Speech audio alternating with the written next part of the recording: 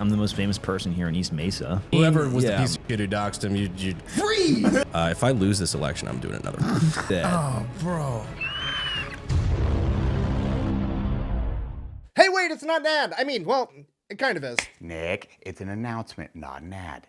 Okay, everyone, say hi. Hi, everyone. Donut here. What's up, you beautiful unsubscribed mother lovers? Nick, why don't you tell us what we're announcing? Today we're talking about Unsubscribe Live. That is right. We are doing our very first live tour here in the great state of Texas. Where in Texas, guys? On March 17th at the Laugh Out Loud Comedy Club here in San Antonio. On March 21st at the Vulcan Gas Company in Austin, Texas. On March 23rd at the Bad Astronaut in Houston. On March 23rd at the Bad Astronaut in Houston. Donut, you just repeated Nick. On March 24th, we will be in the Granada Theater in Dallas, Texas. So go get your tickets now, and we'll see you there. Tickets are live, and you can purchase them in the links below. Quack bang out. I cannot believe we're actually going to do this in front of a live audience. This is a terrible idea. I got to go pack. And everyone have a fantastic day. Quick side note, it's my birthday on the 21st, so I wanted to do a quick cheers with all of you. Also, I just wanted to say thank you for the greatest gift possible, and that is this amazing community. Cheers, y'all. Love you.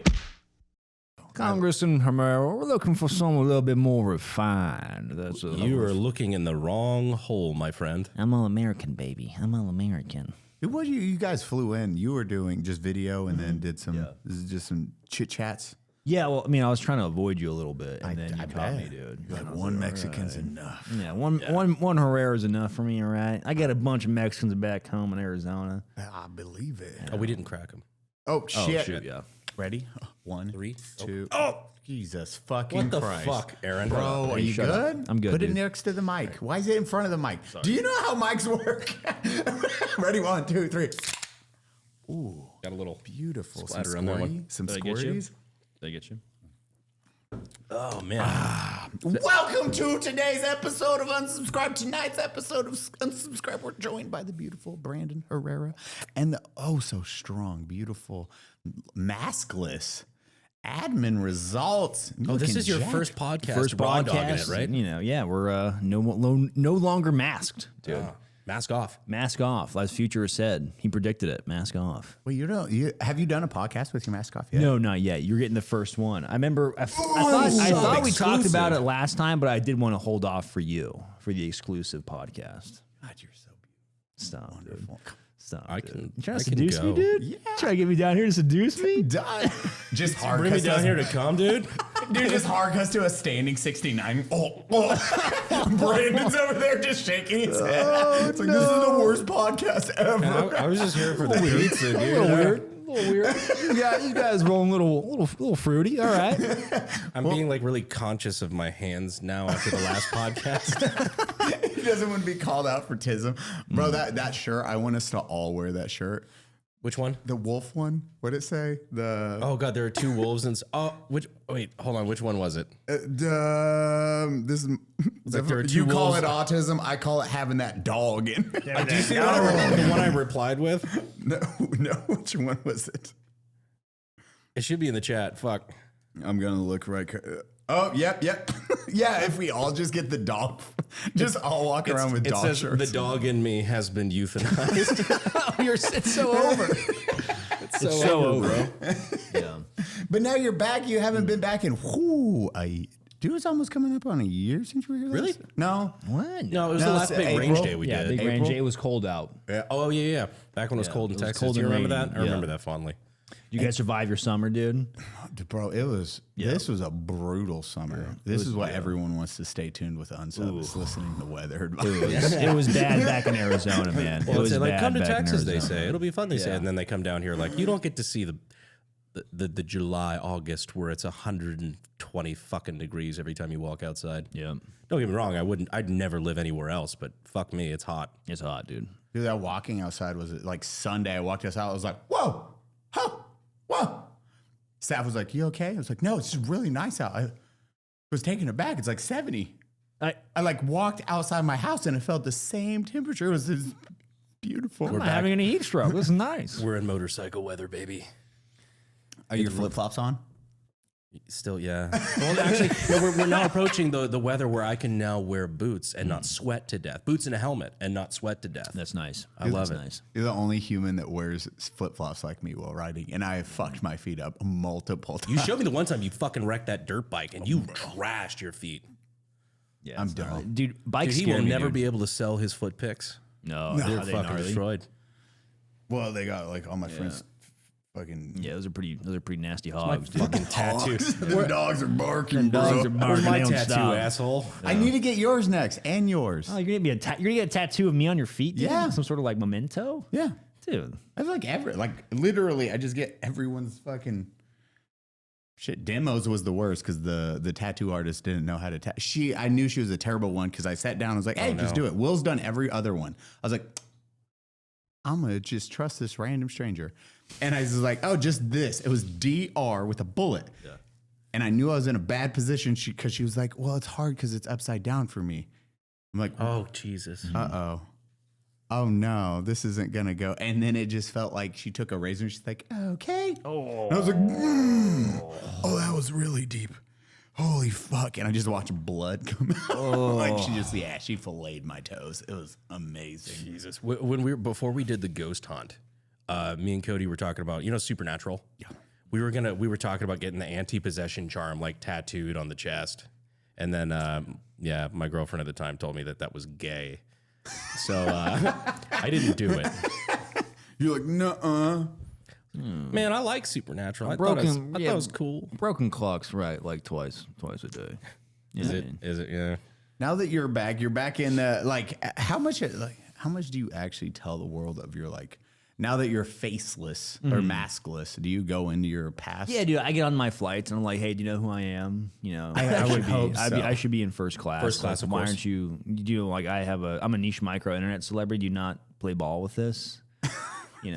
Go to restaurants. I'm like, I don't have a reservation. Yeah, can you seat me? I'm the most famous person here in East Mesa. Yeah, come on. So all the time, dude.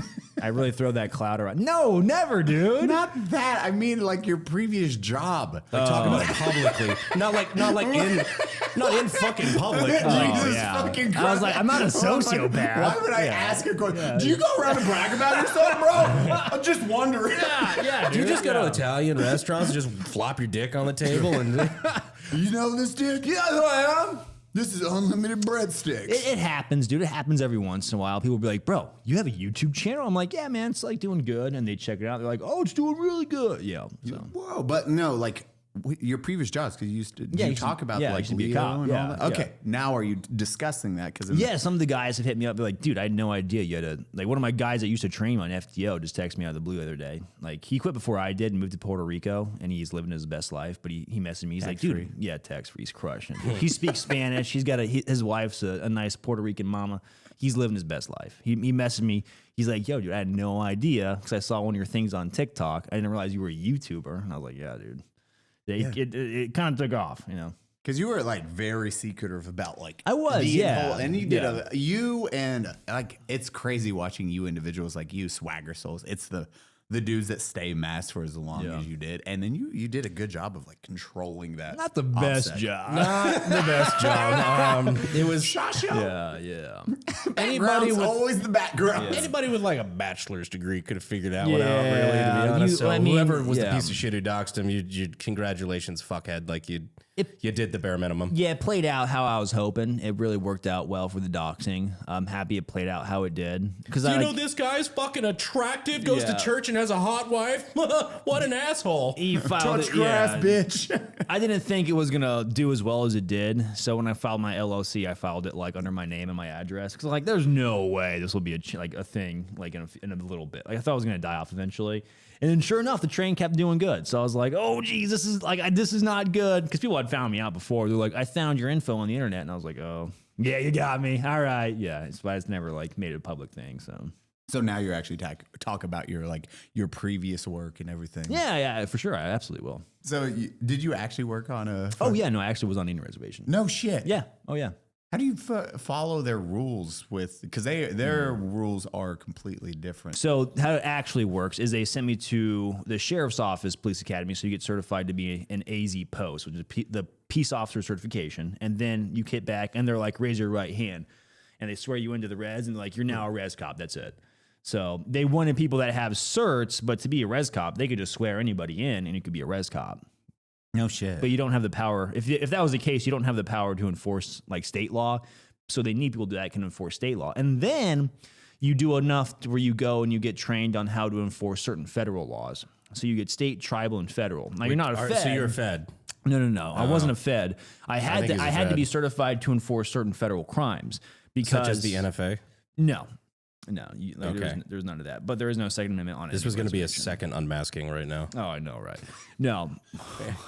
We're Just flash. Freeze! We pull the shirt off. It's ATM.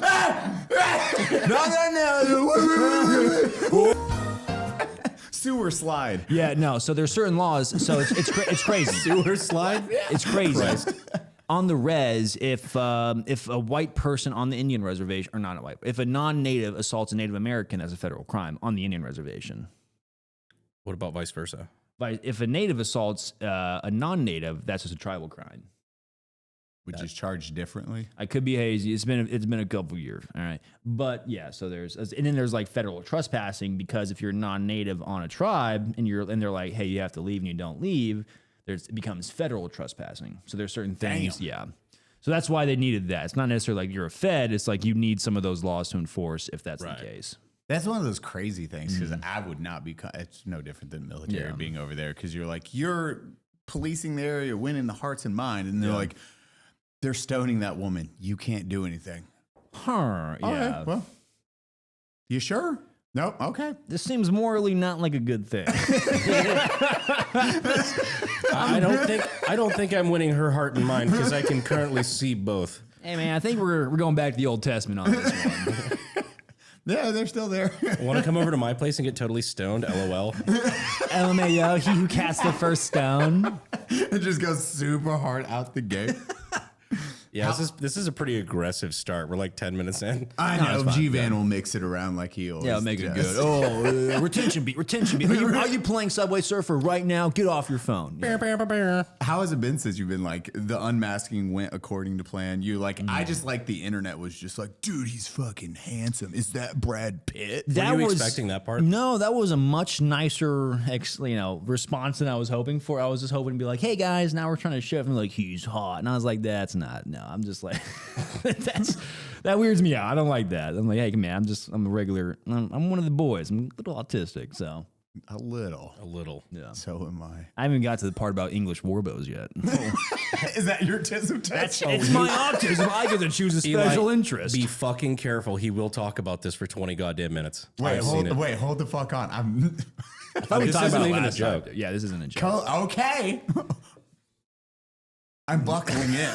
Eli, It's not good for retention. I've known this man for a couple of years, and he's been in my house for the last 3 days. Yeah. This will take 20 minutes. This will take 20 minutes. And our audience is autistic, so they're going to love this 20-minute segment. Are you going to let him talk to you like that?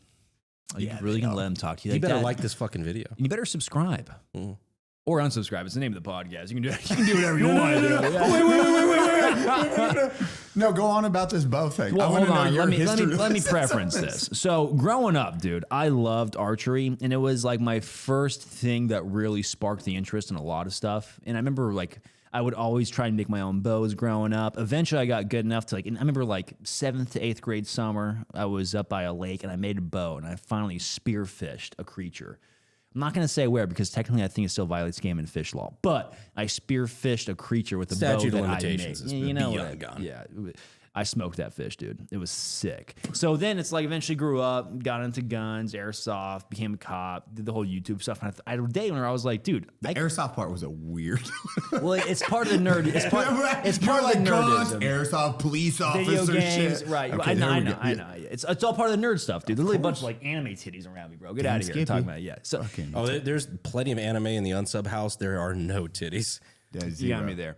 So it was like it was like the pipeline of interest. So I came back now. I was like, dude, I have disposable income. I could probably make an episode on this. So I bought an English warbow from Etsy, dude. I love I bought a this so 100-pound war bow as like the gateway entry because I was like, dude, I've been working out since I've been in junior high. Bro, that's a fucking metric shit ton. That's for recurve. Well, that's the bottom end of it, dude. That's the bottom end of the power spectrum of the bows. Oh yeah, because before we go on your Tism, it is the steppe people, the Genghis Khan, The Mongols. The Mongols, they would have like those huge motherfuckers, and it's their style of how they have to pull it back. All right, you're scratching my surface. All right, you're stealing my thunder. Let me get there.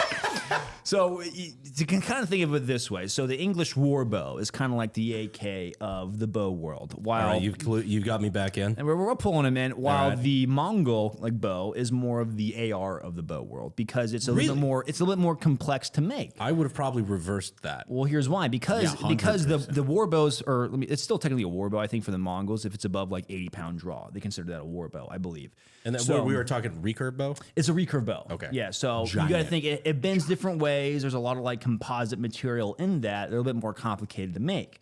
But they are more efficient. You can shoot them from a horseback. They're not as big, but they have a lot of power. I'm also going fucking Tism tangent in this. What do you mean by composite material? So I believe they took different materials and compressed them together to make those bows. I'm not like too familiar on that. While you take a war bow from the English, which is just a long bendy stick of yew wood.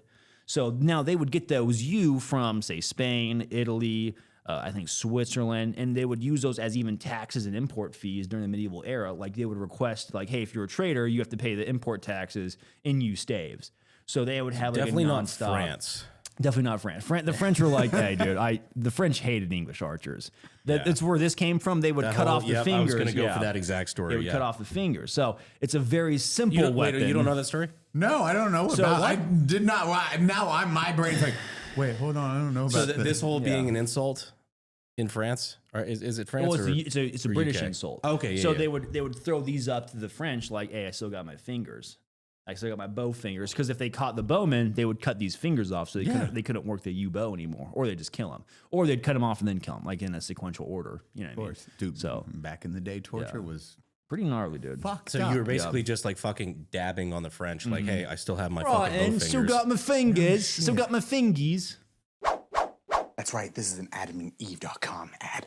Who wants to have better sex? And who wants to have better sex starting immediately? Best way to get started is head over to AdamandEve.com right now. Fist bump! Adam and Eve is now offering 50% off of any object. More than that, Adam and Eve wants to make your life easier. They offer discreet shipping, as privacy is a priority. Doesn't matter what you order. GVAN, insert something. GVAN, insert something. GVAN, insert something. All blurred. All those will be packaged discreetly and fast and free shipping. That's 50% off of one item and free shipping. Bring more pleasure and satisfaction into your bedroom. Head over to AdamandEve.com, select one item. It could be an adventurous new toy or anything you desire. And of course, just enter code UNSUB at checkout. That's code UNSUB, UNSUB, at AdamandEve.com. That is an exclusive offer for this podcast. That's code UNSUB at AdamandEve.com. Babe, let's go ahead. okay. So composite. And then you have your U-bow, much more simple to make, very simple to make, but they were beefy and thick. And they would have, I think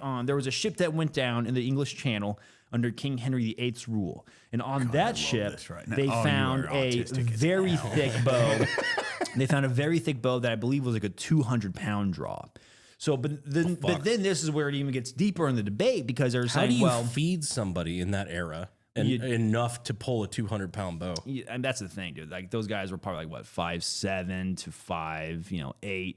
They're like for that height scheme of that era. And they had a special technique to draw the heavy bows. I did watch a video on that. It was a special draw in order. It started low, and then how they positioned it and drove off the ground is how they. Now, This might be the first episode too autistic for YouTube That's retention. true, dude. The retention beats are not there. or it's gonna be like 100. It just stays one. It's the first perfect episode on YouTube. YouTube's like, what? Call them now. What is it? What did you do? We talked about bows. It's just a perfect line. Let him cook. Let him cook. We talked about bows in history. They were so happy. Yeah. Christ, so we keep cutting you off. I'm sorry. No, you're fine. You're fine. I'm You're listening. fine. So they found there's this argument where it's like, yes, it's a 200-pound bow, but do you think they would have left it beefy, and then they could have shaved it down a little bit to fit a specific archer's pole length? So it's all this stuff up in the air. But that's just being said is that's like the max end of the power spectrum is like the 200-pound draws.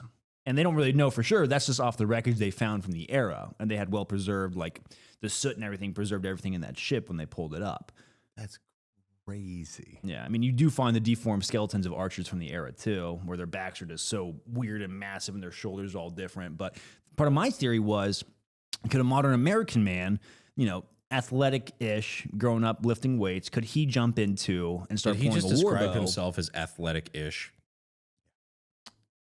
Could he jump into and start pulling a war bow off, like at least on the bottom end of the spectrum to the 100 to the 105 scale? And I have done it, and like I can go rep for rep now. Is my accuracy the best? No, I mean I'm pushing it now. I was shooting at like 70 feet, and I was able to hit the target, but I'm not like, because it's a lot of intuitive, like, or I mean, it's a lot of intuition shooting. So you do like, you're not aiming, like you pull it back past your ear, almost over to here, And then you're letting and go you're just letting instantly. go. Yeah. Like you're not holding that arrow like it's in Lord of the Rings when they're like hold, and it's like, what are you doing? Like, and it's raining too. You're drawing and loosing instantly. Yeah, it's like you don't have, dude. Draw that's- loose. Oh god, yeah.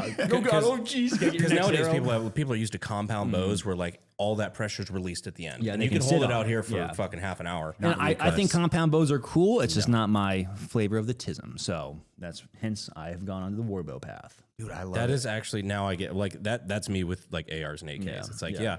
are ARs better at a lot of modern warfare things? Like, yeah, unmodified, absolutely. Yes. But you know, AKs, it's like, dude, I dig the history behind it. Like that's just the way that mechanically works. Like that is just that's my flavor of Tism. And you crush it, dude. Aw, too kind. I know. Even used to be your name. It was so beautiful back then. Yeah, it's almost like I changed it fucking 5 years ago, and people still use it before they announce me for a fucking boxing match. Here is the AK guy. I love Cody's behind the scenes on that, where I'm just like, hey, be sure they use. I see everybody saying AK guy. I'm like, dude, that hasn't been my name in like 5 years. I'm like, I do other stuff now. Just if he could just use my name, they're like, oh, I'll make sure it happens. We got you. The AK guy. Yeah. That fight was awesome, by the way, dude. I appreciate that. That was a hype fight. Did you watch it live? Oh, of course I watched it live, dude. I was yelling at the TV. I was like, get those gloves off. Punch him in the face. Punch him in the face. I know he watched it live. Yeah. I watched. I literally saw from you about- guys in the. I was like, oh, there they go. Like, I was watching it live, dude. Yeah. Oh, there's Eli. There's Cody. Oh, there's Brady. He's fighting, dude. Yeah, it was Dude, pretty that fun. was one of the highlights of my life. That was so fucking fun. Yeah, And I was at a dream core memory. core memory, and it's so fucking fun too. And I had a good relationship with James even afterward. Like it's really like couldn't have asked for a better introduction to it. If I lose this election, I'm doing another fight. I already made that. You should do it, win or lose. Do one more. Would you just train you up so I can get you hard? I'm worried about the time commitment if I win, because I also want to do a good job with this other side quest that I've adopted, which we're already we're crushing at it right now. Yeah. By the way, if you want to support, you can go to Brandon Herrera for Congress.com. But if the I was thinking about this the other day. I'm like, man, if I end up losing this, I want to do another fight because that was so fucking fun. I think we should all train up and do a fight. Dude, I would 100%. Would you do a YouTube fight? I would love to. Yeah. It's because Have you ever fought? Yes. Oh, what'd you do? I was a prior cop. Well, But boxing. Oh, boxing meant fight? like- Oh no. boxing, Muay Thai, BJJ. No, it was always just get my butt kicked by like DT instructors and then fighting people on the streets like crackheads. Hell yeah. Hell, it is a weird, as Brandon will tell you, like getting into the ring with somebody that's trained is the most humbling experience Yes. one can have because you're like, why can't I even hit him? And the weird part too is the adrenaline dump before you get into a fight. Because you've had the adrenaline dump after a fight, like during a fight or after a fight. Yeah. Getting it 3 minutes before you fight is a fucking different animal. And controlling that heart rate and blood Yeah. because you start like hyperventilating. Brandon, and then we gave Brandon a new mouthpiece before the fight, so he's getting too much oxygen. So he was like, Yeah, the fucking people, the announcers are like, Herrera looks gassed in the red corner. I'm like, no, I'm getting too much. I'm hyperventilating. it was so gangster. I was like, oh yeah, he's not used to this at all. People 'Cause I had a have full- no idea, dude. They have no idea what goes into actual fighting like that. They just think, I see red, bodies hit the floor. It's like, no, dude, no. Not against someone that knows how to fight, too. You see red, you're gonna swing it, and it's gonna be like, There you go. You're going to wake up. Counter. Yeah. You're going to wake up in a couple seconds. Like, what, is the fight still on? bro, this brother, fucking, you should have seen the other guy. It's like, yeah, Hey, he's dude, fine. yeah. He's Waking up, fine. blood coming from your eyes. Like, did I win? Like, no, you didn't, pal. And then yours, like the training going into it was awesome. And then watching that one, just a slip and jab that just started connecting. As you said, it was your Mortal Kombat sweep. Yeah, where you realize you're like, okay, this is one move that like I know he's gonna fucking strike a certain way. I can counter it another way, so where I can take less damage and also hit him solid. It's like, all right, I'm now giving more damage than I'm taking. If I could just keep doing that, and sure enough, before too long, like the blood was clogging his nose, and I could tell like he just wasn't getting enough oxygen, like starting to tunnel in. So it's like, all right, keep doing that. You just keep like just hitting the fucking off button. Yeah, I'm like, all right, this is a winning combo. He couldn't stay in. And you fought a tall dude, which is like the hardest thing. Yeah, like that reach is a wingspan, big dude. determining factor. Oh, I haven't talked about this yet. The original. So I fought a guy who was 10 pounds heavier than me. I think 5 inches taller. 5 or 6 inches taller, and then had what his 7 reach was inch of 7-inch reach. Like homeboy, I was like, hey, that's we a lot gotta of work on standoff. this. We gotta work on this angles. We You gotta gotta work close on that angles, gap. man. That I was was like, the- they're tall. We gotta slip the line. That was the perfect test for me as far as like knowing that like I'm actually using what you guys taught me. So like, because I couldn't have won any other way. But the original opponent I had, Action Man, is literally a fucking recovered heroin addict, kind of piece of shit streamer guy. He got in trouble. He got in trouble. He got in trouble recently. With the So- law or what? Yeah. Imagine being dumb Go on. I don't have to imagine. and then take that and make yourself dumber. So he was always very nice to me. Yeah. Right. I think he was doing this for clout. I think he even like told me he was doing this for clout. He failed medicals because he's a heroin addict. Oh. Yeah. But he recently he Jesus went on stream. He just popped a weapons charge Oh. because he was on stream. I think Oompaville. Yeah, I watched Caleb. that video today. I just watched that video. Yeah, I was talking to Caleb about it today. He pointed a fucking AR-15 at this chick that's in bed, and just saying like to the camera, "Oh, I'm a 4-time felon. Isn't this so funny?" Yeah, he got arrested. This is on live stream. Taking his AR and doing this. Yeah. Oh, dude. Surprise Pikachu, the cop showed up. Yeah. that's weird. Hey, man, you can't do that. You You're can't like, do that. Oh, bro. There's breaking the law, and then there's breaking the fucking law. Just being dumb about it. Just being super stupid about it. You're Yeah. like, no. That's dude. It's one thing to like be a 4-time felon. It's one 4-time felon holding a rifle Right. is one thing. To be a 4-time felon holding a rifle, talking to a live stream saying you're a 4-time felon holding a rifle, and then pointing it at a fucking bystander. That's kind of very, very scummy behavior. Not on great. that. I'm kind of glad that I'm not linked to him in that way. No. I do like Oompa gave you that shout out. He was like, my boy would have beat his ass. Like Oompa was just hyping Brandon. I was like, oh, I like that, yeah. Such a good dude. I was in the beginning. I was originally like planning to take it to 2 rounds, like figuring out how to take it to 2 rounds because I could have beat him in the first. Because He wasn't training his drinks all. He was drinking like up because he got he was replaced. smoking, like doing fucking This is dab a rips, week like up to the fight or 2 weeks, right? yeah, something like yeah, because I think he failed like the last 2 weeks out from the fight. He failed medicals. He literally couldn't get medically approved to be healthy enough to fight. Yeah. Bam, boom, boom. Fellas, hey, fellas. We all want to be prepared for that moment. But sometimes, when you're junk, it smells like cheese. That's why I'm excited for today's sponsor, MANDO. No longer will it smell like Limburger down there. For now, I have deodorant wipes. Dang!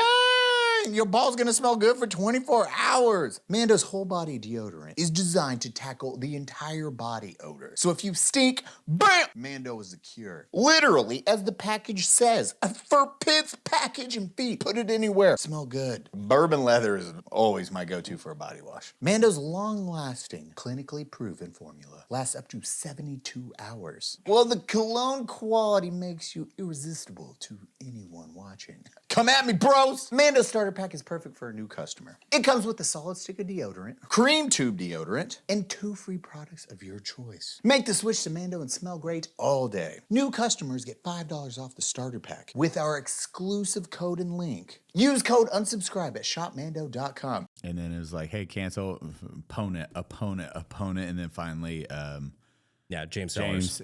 James signed up for it. And Shout out James. He's fucking rad. Yeah, seems like a really nice guy, dude. Really was. Yeah, we met up like a week and a half later. Like you, we were talking about it off camera, but you guys didn't have any of like the unnecessary beef talking. Yeah. You know, the manufactured, because like as a grown man, like I see that and it's like it almost feels like WWE-ish when you see it, and you're like, why you guys talking like this? You These know? little fucker like TikToker dudes. that are Unless just you trying to- actually have beef with someone and you want to make a good spectacle, like Sands of the Coliseum style, I get it, but.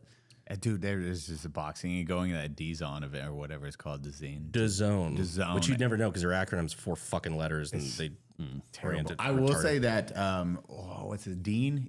You remember Modine?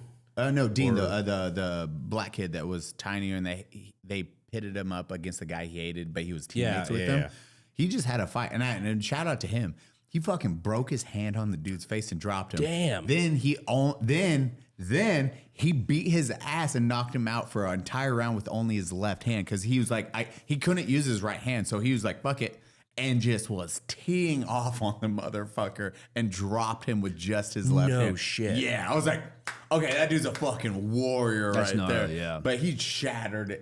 It was this bone. It was his middle knuckle just split. Ooh. And oh god, I'm sorry if I'm fucking this up. Is it Kamoza, the bare knuckle guy? Yep. Yeah, I think like when he won his title, his big fight, he won it after he got his jaw broken. Ooh, dude, those bare knuckle, dude, those are fucking brutal. Different breed, bro.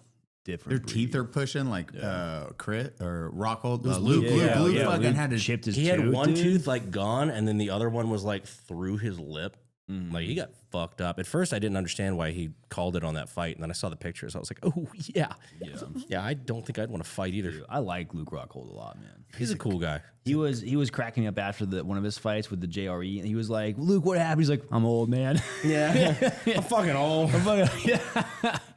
It just happens. So, what with you? What are you doing? First, I want to hear just one of your favorite police time reservation stories. Oh yeah. I know you got 2 or 3. I've got a few. They hit you in flashbacks, man. There was one I think of with this one woman, and she was like a 5'0", 300-pound woman. So a ball, just a sphere, a big just old a sphere, big old massive woman, dude. Big old women in San Antonio. big old woman, dude. I arrested this chick a few times, like 3 times. I remember one in particular. She was huffing spray paint, or it was like she was huffing something while driving. So this is a repeated offender? Yes. Yeah. It was either like DUIs or drug charges. And there's like the tolerances on the res are like nothing. So this one, she was huffing something. She hit a no texting and driving sign while she was driving, bailed out of the car, and was trying to get home across the desert at night. And like, you gotta think this is on a res, so it's like pitch dark. And so we go looking for this person. We don't know who it is in the middle of the desert, and we're beatboxing along. And what happened was this fat woman fell into like a desert crevasse by like a riverbed, and it would have been like she didn't like break anything miraculously, but it was like a 20-foot probably slide down, and she's like stuck in this little wedge of dirt. And I remember thinking, like, the fire department guys were there. I was there. I was looking at her. I was like, hey, do you guys got like a winch or something to get this lady out? Just lower the winch. Yeah, I was like, dude, there's no way. It's a crane game. You guys are like, go. She was but you so only get one like, chase and it goes back. She's so short and fat. I'm like, dude, I'm not carrying this chick out. I'm gonna drag her up. I'm strong. I'm not that strong. I dude. just imagine you guys like hillbillying that shit where you're like, all right, redneck ingenuity. Yeah. You wrap it around her, try pulling her out, and she's so heavy it just cinches and cuts her in half. Hey, you guys got that thing from Jurassic Park that used to lower the cows into the velociraptor pit? Clever girl. Clever. I was like, that one always sticks out to me. I think about it. Just like, imagine she's so like short and fat of a person. Imagine hers like, I can get home. And she's like running across the desert and just pitch black and she's high off like huffing paint and just like boom into a riverbed, dude. I just picture her looking down. You have this like just balloon in this little face, just silver spray paint right there. But thank God it was silver. That way they could find her on the side of the highway. Ladies and gentlemen, we got him. And then they're just lowering you. I just picture you. They like harness you and you have to go down and grab her. And then they raise you back up. You're the claw machine. It's like Interstellar, dude. I start spinning with her. All right, so what's the weirdest thing you ever saw as a cop? Oh, man. This depends. Sometimes things hit me that I totally forgot about. Weirdest thing, dude. That's kind of like asking us, like, what's the weirdest thing we've seen in our career? Yeah. It's like, dude, I've seen some wicked shit in the last 10 years. It was just crazy stuff, man. Like just really weird situations that you roll into that like that doesn't prepare you for in the academy. I remember one call. It was like a transgender woman had stabbed another woman at a house. I remember we go to the house. Transgender woman is in like a dude transitioning to chick. Dude to chick stabbed another chick at that house.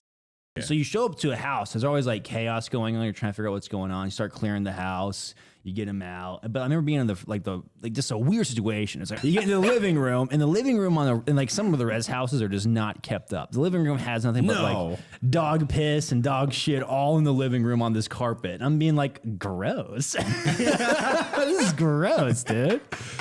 I'm like, where's our suspect? I don't want to step in any doo-doo. Like, yeah, I remember that. Just being like, I remember thinking like, I gotta get out of here. This job's weird, man.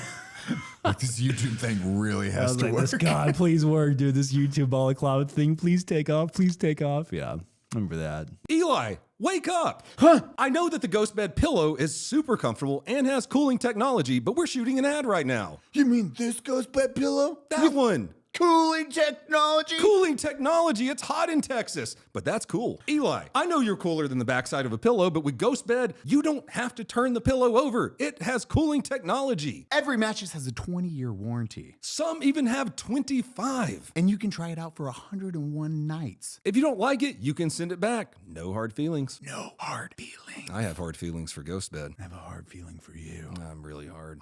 The pillows have cooling technology. And so do the mattresses. The mattresses do too. Hey, Cody, did you know GHOSTBED also offers bundles? Bundles? You get everything you need. Just choose from your 4 mattresses and pick your bundle. So whether you need a mattress and a frame, or you just want to choose it all, like their cooling pillows and sheets, you can get the best bang for your buck. Right now, GHOSTBED is offering 50% off everything if you use the code unsubscribe. Click the link in the description or go to ghostbed.com/unsubscribe. That's right, ghostbed.com/unsubscribe and get 50% off right now. Oh God, this is probably a little dark. Go on. Like showing, I was at the Rim the other day. I was showing Cody like a video of like somebody like that they had found, or it was not a body, but it was like just showing the aftermath of somebody who like they basically found a dead body in a home. Mm-hmm. And it was like 2 weeks later. Ooh, and they had just melted through the couch kind of thing. And it was like had dripped down to the stairs onto another couch, like that sort of thing. And he's like, I just show it to him like, damn, look at this. This is kind of fucked up. He's like, yeah, it's a typical week in policing. Yeah. Did he say people soup? Yeah. Yeah, he said people soup. Yeah. Yeah. See, it's so crazy, like those stories, because mine are so different than that. Police stories, I'm like, man, it's so messed up. I could never do it. And then in my stories, I'm like, yeah, it's just another day in Iraq. I think the nice thing is bro, imagine it from my perspective. I did like real estate, then law school, and then YouTube. Like, dude, I didn't see any of this shit. Well, to be fair, I grew up in Fayetteville, so that was kind of a combat zone. Yeah, you did tour, dude. Pointing guns at a lot of people. That was your own war zone. Yeah. Thank you for your service. I think the weird Brandon's 9/11. Yeah. Fayetteville. Shut the fuck up. I joke around about that with like a bunch of military guys. They're like, well, like, have you ever served? I'm like, no, never did anything like that. But I did a 25-year tour in Fayetteville. Yeah. They were like, oh, damn. Like, God bless your son. Like, God damn, I want to deal with that. I think that it's the seeing the horrors of what you live around, like at home. I think that's what gets me, you know? Well, that's what makes it more like for me. It was so far removed from everything. Yeah, you had like getting home and you're like, "Where's my gun at?" Freak out, but for the most part, I'm like, "Man, very safe for the most part." Yeah, you're separate completely from that. Like war is war, and I was like, "Come home." I'm like, "Okay, I'm back in civilization. I'm not getting shot at every day." Yeah. And then when we talk to like the guests we've had on recently, it is that crazy distinction between like. I know my experience is very rare across the board, getting shot out more than twice. Mm-hmm. And then talking to individuals like, you've been shot at? I'm like, oh, a lot. Like fucking, I've been in probably like 40 or 50 gunfights. Dang. Now that I'm like thinking about it, because it was every day. We were just like, oh, we're walking out, gunfire. I remember laughing at my buddies because they took a sniper round. Yeah. And I was overhead cover and I couldn't find the sniper. Cylic came in, he's like, why'd you shoot back? I was like, I didn't know where the fuck they were. I just watched you guys run like bitches. Because I fucking, you see fucking first squad just like, oh, They just start running down the way. I'm like, where is this guy? That was my favorite story, I think, from as a watcher of the podcast. It was a habitual. Yeah. He was talking about like the video he showed his mom of like the fucking like way too close fucking airstrike, and like all the guys just start laughing. Like, well, why is that funny? Because we were okay. Yeah, you're fine. You're not dead. Yeah. Always, and that's all it is. You're just like, I've told it too. It's like every time they're like, we're dropping a JDAM on that bridge to drop it. Everyone's heads down.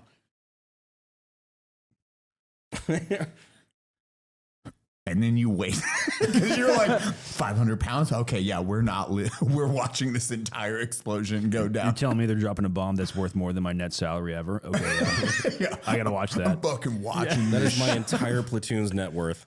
Yeah, dude, like I've got to see this shit. Everyone. That's what everyone does. Just like showing force with like F-16s or whatever the jets are. They're like, hey, do you want us to show force? And we're like, yeah, I don't even know what that means. The thing is, neither does the enemy.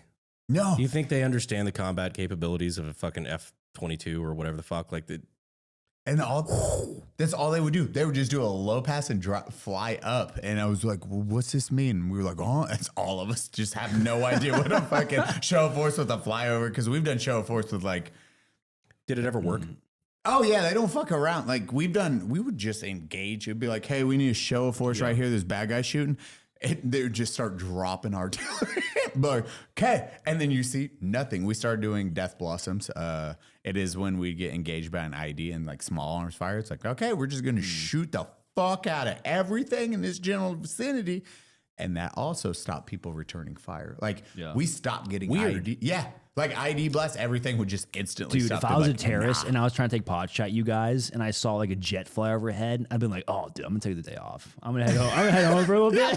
Dude, we were driving night. You know what? I'm going to go home. I'm going to pray about this for a while and see if this was a good call. Yeah, listen, I'm not opposed to dying for a law, but today doesn't seem like a good day. You know what I mean? I'm gonna go. We're gonna postpone the 72 Virgin thing. Well, I'll be back. All right, it's gonna happen. It's not today. Yeah, we were driving a night mission. It was just driving home.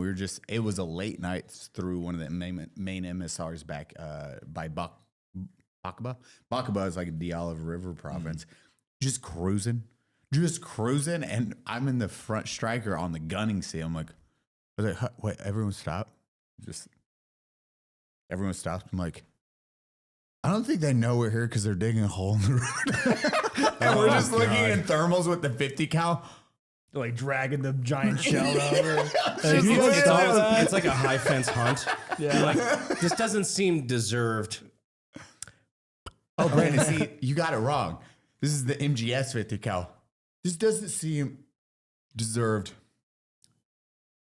It's a video game screen. This is just like thunk. Well, the thermals prevent PTSD. Exactly. That's all it takes is a red screen, and you're like, hey. You see a screen, you see some white heat, and then all of a sudden the spicy memories go away. I just hate it. You're like, you see it in photo, like picture, and you're like, I can't. Thermal. Okay, now I can. Yeah, that's the difference. It's like they literally did a study. You know about that, right? No, I did not. Oh yeah, no, that like legitimately was that was like a DoD thing. They're like, yeah, let's start integrating a lot of thermals on stuff that maybe doesn't need thermal, but we've seen studies show that that prevents large scale PTSD. I mean, it makes a lot of sense because you have that disconnect instantly from all of that. Yeah, because you're like, oh, it's a white mist now. I could be misquoting that. I genuinely remember seeing that. 100% because it makes sense for aircraft, drones, drone strikes, and everything like that. Because now you're just looking at little white dots run that turn into white paintballs. And then you just paintballs. Jesus Christ! Yeah, Call of Duty groomed us to be like sociopaths, dude. I will say there were like some like in the early days, especially of the Ukraine war. Like the fucking, I think it was the Azov battalion, like their BTR crew, where you saw that one where they were just like lighting up this APC, and then they saw the dudes hiding behind it, and you see, they just started lighting, they started skipping rounds off the pavement, and just the mist behind it. It's like, damn man, Dude, I hate that the invasion happened. Like, I hate that like the world has to be in fucking global conflict right now. But goddamn, that video is satisfying. Great for stock prices. Yeah, be sure to leave cookies and milk out for Raytheon and Lockheed. Live, laugh, Lockheed Martin. Dude, it's crazy because war against the like anyone that has technology. What you guys did with the drones, that's absolutely fucking terrifying to me. I'm like, yes. What do you do against that shit? Near peer warfare is gonna be wild. It's crazy to see how they went back to trenches so quick. Like, no one wants to be above ground, dude. No. It is gnarly. Although we're regressing. The fact that they went back to trenches is why they're using shit like drones too. Yeah. So it's kind of it's interesting to see new factors that it's like, fuck. We haven't really figured out effective ways to counter this that will be obvious in 30 years, right? Yeah. We haven't found the thing. Because we did the Warlock system overseas, which is just those things on the back of a strikers or vehicles which block out radio frequencies so that way they can't detonate. So then they're just wire control detonation of IEDs. And they'd run props to them because they would run that fucking wire really far down a house just in line of sight, like a few blocks away, clack it off that way. Once they seen the Warlock system, it's like, oh, I mean, they have to be smart. Oh yeah, all the dumb ones were probably dead by then. And I always give it props. It's the argument. It's like, what are you gonna do against the U.S. military? It's like, trust me, I've experienced what they can do against the U.S. military with an AK, some fertilizer, and some explosives. They're very. What mixture of fertilizer, Eli? I don't know. Yes, and how much? Would you like to say that on the internet? Unsub. We just start training. Kenny K's like, dude, I went to federal prison for this. I'm like, Did I, oh God, I haven't told this story. Actually, I haven't told this story ever. I got blocked by FPS Russia back in the day, and like Kyle. Now I've been on his podcast, PKA like a couple times. Love Kyle, love all those guys. I got blocked by him when I was really young because I was one of those anarchist cookbook kids. Imagine that. I was Don't say, Congressman. I was building bombs in my backyard at 16. Like it was and I used to do a lot of fucking wild shit. You're like, peroxide and that don't mix together. The cat died. Okay, next one. I was building like scientific method. I was building some serious shit and blowing up freezers when I was like 16, 17. But I remember seeing a post where he did like, well, this is a really proprietary mixture, blah, blah. He's talking about like tannerite, like binary explosives or whatever. I'm like, in the comments, I'm like, it's really not that hard. All you have to do is mix blah, blah, blah, blah, blah. And I just like went, powdered, blah, blah, blah, blah, like in the different mixtures. Like, why am I blocked from commenting on FPS Russia's Facebook? I've never told Kyle that story. Base. Like, hey, bro, why'd you block me? I was so young at the time. It's like I was old enough to know how to make an IED, but young enough to not understand why that was a problem. You don't need to talk about that. Keep that to yourself. My brother in Christ, you're scaring the host. We are 45 minutes into this podcast. The hoes are gone, my friend. They don't live here, dude. They don't live. Women don't exist on the internet. Everybody knows that. So, Mr. Admin, what's your next big? What are you trying to get into next? You got your mask unveiling. Right. Your content's already crushing. Like I always thank you, love it. thank Your you. cinematography. What's your next What are your next big steps that you want to take? I would like to get into some short films. That was my brother. Oh shit! That's what I'd like to get into. I don't want to say too much just because like the zeitgeist, like when you start putting stuff out there. Let's talk after this. Right, we'll talk after. But That was some Eli ASMR. Yeah, that was. I don't want to put too much out there, but that's the goal. I kind of want to say that, that there is like the plan of short films because so much of what I love is movies and how can I create my own movies. So that's like the goal. I think that'll be good for you. Like I really do, because as long as I've known you, you've always been like a big movie guy. Like you're always quoting movies. You're always trying to like figure out how to like from day one, even like before most people even get into cinematography and stuff like that. You're always trying to like plan your content around shots. Well, right. I mean, to me, movies speak to me on such a deep, visceral level, and then I think there's a thing where Hollywood fails guys like us. They really drop the ball on a lot of stuff. I mean, eventually stuff, especially the last 20 years. Pretty much, yeah. Stuff does shine through. That's really good. And you're like, that's awesome. But for the most part, it's never like fully there, or they miss a few things like details, or there's like hidden messaging to try and make it woke. And you're like, it's just, like, it's not there yet, So they're kind of doing a disservice to us because they want like BlackRock investors. So if I can go outside of that and make stuff there's no message, it's just pure awesomeness is the goal, and then it's for guys like us essentially. Especially when like 'cause modern Hollywood all has to go before a board before they release it, and that's where real creativity gets killed. Essentially, yeah. Yeah. If only we knew other companies that had issues with a board killing good content. Yeah, we don't know any. Don't know a single one. I'll go Swiss on this one. No, it's crazy. Single company made out of good people trying to do good content, getting kneecapped by a board. That's crazy, right? Wild. Wait, Crazy. I was crazy once. Step into 2024 with confidence. Thanks to Manscaped, where revolutions are made. As the new year approaches, why not make your self-appearance a breeze by keeping your body well-groomed? Introducing the Manscaped Performance Package 5.0 Plus Premium Ultra. Razors, beard cream, brushes, cowboy hats, Ultra. The ultimate inclusive kit to help you feel clean-cut and confident as you should. Featuring the Powerhouse Lawnmower 5.0 Ultra. This next-gen trimmer ensures precision and ease when tackling your toughest hairs. So kick off 2024 with the trim above the rest. And use code Unsub at manscaped.com and save yourself 20% off and free shipping. What are some of your resolutions this year? Mine is to trim the twig and berries, because the tree looks bigger when shrubs aren't around. What about you, Cody? What are you gonna do? I'm shaving my pubes. Audience, do you know what I love about Manscaped stuff? It's waterproof. Manscaped also threw in 2 free gifts for you. The Boxers 2.0 and the Shed 2.0 toiletry bag. Now, resolutions may come and go, but a well-groomed you is here to stay, thanks to Manscaped's latest and greatest. That's 20% off and free shipping at manscaped.com with code Unsub. Happy New Year's to your balls. I didn't know you were so big into movies and shit. I'm pissed we don't talk more, bro. Oh, dude, I love movies. We should talk more. What the fuck? Do you realize that's like all I will out Tism him on cameras any goddamn day of the week. Oh, yeah. I know this. Oh, it's like movies and that, like directing. Brandon, like we have our new project that we're working on that's still, which have we filled him in at all? I've showed him some of the stuff. Okay. Yeah, he's never met director Eli.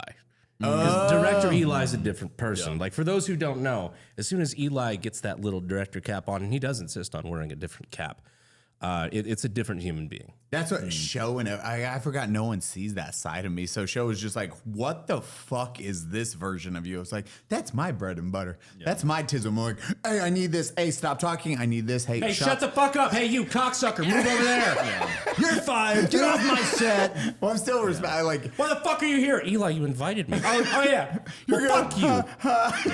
Where's my soy half calf? Yeah. dude, it's the stuff I love. Like, because I like Tarantino, the individuals that are successful on their own, they thankfully don't have to answer to anyone. They build such a gravitas, they can kind of do their own thing. Yeah, and it's fucking They are the amazing. board. Exactly. And that's as it should be with film, especially getting into any space. Where it's like you let creatives do the thing they're good at, and then good shit happens. Yeah.